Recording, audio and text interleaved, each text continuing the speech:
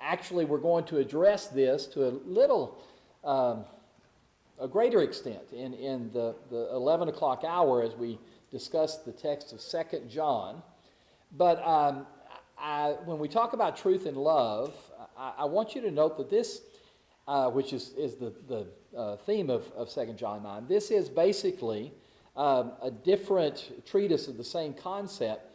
I want you first of all to note what love is as defined by God, and I think you're familiar with it. The expression agape love is a bit different than all the other kinds of love.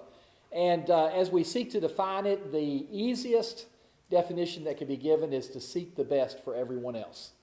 If you have a love and a care for concern for someone, especially a love that would lead you to be concerned about them spiritually, you're going to do your very best to make sure that they get to heaven. And this idea of seeking someone else's welfare rather than your own or above your own is it's the golden rule that Jesus proclaimed in his ministry, but it is based on that concept of love. We're told, of course, in the Scriptures, from the beginning of time until now, the two great commands that we are to follow is to fear God and to love him with all our heart, our soul, our mind, and spirit, and also to love our brethren. Love our neighbors is what it states in that text. But our brethren is what's under consideration, especially here in chapter 5 of Ephesians. He's just spent in the 4th chapter talking about the need for us to exhort and encourage one another and to live in such a way as to please God. In chapter 5 and verse 1, he says, next, therefore be imitators of God as dear children and walk in love. And then he gives the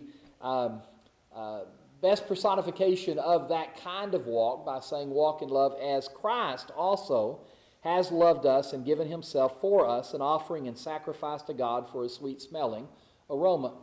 We talk about God's love for us. He loved the world so much that he gave his Son. That is, that we were unlovable, we were yet sinners, we were rebellious to him, but he loved us enough, he cared for us, that he sought our best, our highest welfare, especially spiritually, because he wanted us to be redeemed. He sent his Son to die on the cross. You take the flip side of that coin, Christ had to want to redeem us as well. He had to be willing to come. He did the will of the Father. We're told in Philippians, the 4th chapter, that he learned obedience, or Philippians, the 2nd chapter, he learned obedience even to the point of death on the cross, and he willingly gave himself for us. So that's restated here in the 2nd verse. But I think that it's kind of an interesting thing when he contrasts that. You'll notice he says to walk in love as Christ loved us, and then in verse 3 he uses the word but. And it seems to me that at least in the first 3 things that are mentioned in the 3rd verse, that these sins that he mentions are basically the opposite of love. He mentions fornication, uncleanness, or covetousness. And of course, with regard to fornication, there is the inclusion of others in your sin. Fornication is the more general term. Adultery is another. We know the way in which God has always categorized adultery, unfaithfulness to your spouse, as being a crime against them, of violence. He talked in the book of Malachi about how God hates divorce because it is violence. That is, you do violence against your spouse. But that idea of fornication is something that is selfish, and it is something that involves others in sin. And often, if it is adultery as the form of fornication, it is something that is destructive to your spouse or to your family. So that's just the opposite of love, isn't it? If you love your spouse, you love your family, you're going to maintain your faithfulness and fidelity to them. So that is one point that is made here in this particular text. And I mentioned this idea of selfishness. So characteristically, agape love is selfless. Love does not seek its own, is not puffed up. Love is something that is outside of self and toward others. It is a demonstration of our care and concern for others. So it's selfless rather than selfish. And the same thing are true with the next 2, uncleanness and covetousness. We are talking about sins, and specifically with regard to covetousness here, covetousness is what you have, I want. What you have, I want. And so that, again, is an expression of something lacking in love. Now, I don't know if we can do the same with this next verse and saying filthiness, foolish talking, coarse jesting. I think perhaps the third verse kind of leads the Apostle Paul to note other sins. But in that one word, the word but, as we consider the fact that a contrast is being made, understand this, that there are many sins that we can commit, we can be guilty of in our lives that basically really oppose the principle of love that God says is to be the hallmark of every child of God. You have to understand that much of what you do when you sin does not only harm yourself, it harms others. It may be with regard to your example, it may be with regard to direct impact upon your family or upon your friends or upon your church, but it's not done in a vacuum.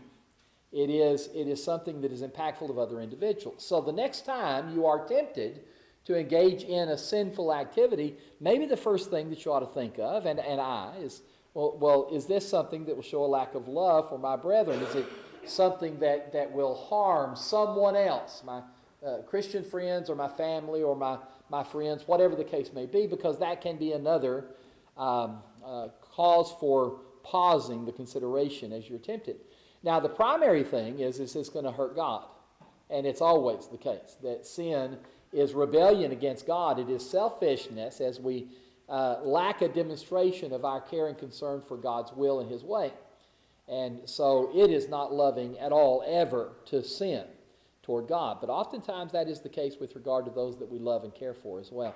So those are some things to think about and to be concerned about as we seek to live our lives every day. Ensure that you do not get caught up into things that are selfish and unloving, but instead walk in love as Christ has loved us and He has given Himself for us. Now, as we offer an invitation this morning, there is that possibility that you're here and in need of our expressions of love towards you because of something that is amiss, something you have yet to do, some encouragement that you need, whatever it may be. We're here for you. We do love you.